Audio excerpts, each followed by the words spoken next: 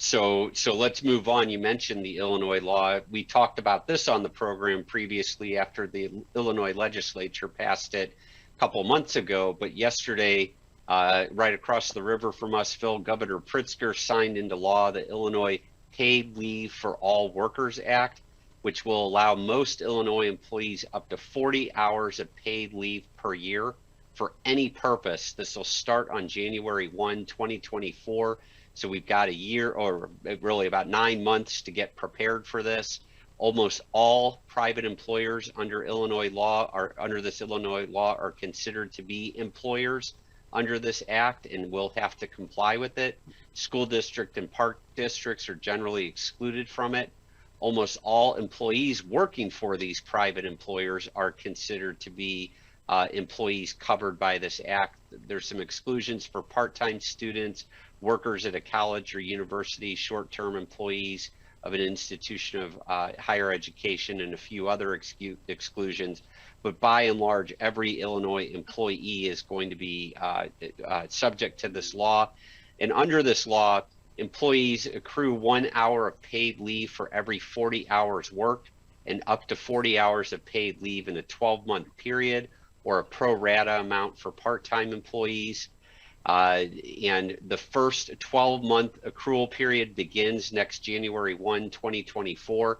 And the meat of the law really is this: employees can begin taking paid leave 90 days after hire, or on March 31, 2024, whichever's later. Paid leave may be taken by an employee for any reason of the employee's choosing.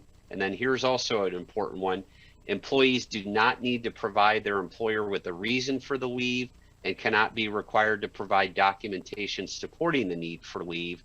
The employee can choose paid leave prior to using other forms of leave provided by their employer or required by law, and the employer can designate a minimum increment for use of the leave so long as the minimum increment does not exceed 2 hours. And so what this looks like to me is a free-for-all for 40 hours that can be used intermittently by employees, largely without notice. The employer can institute reasonable notice requirements for employees seeking to take the leave if it's foreseeable.